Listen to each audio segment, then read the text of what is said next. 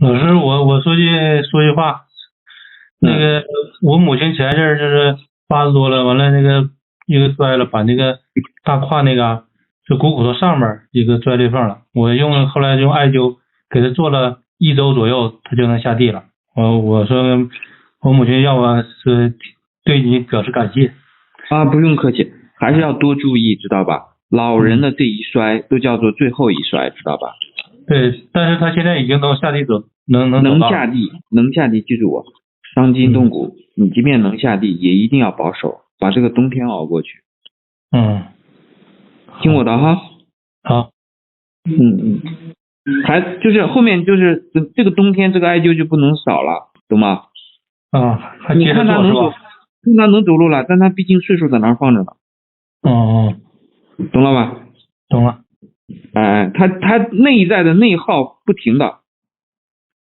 就因为那个伤，他不可能就是尤其你要如果这么大岁数伤完之后，他复原会非常非常缓慢。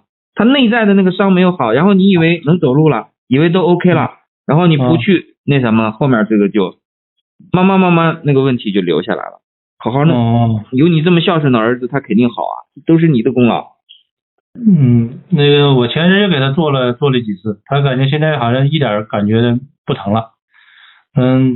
感觉那个不作数，知道吧？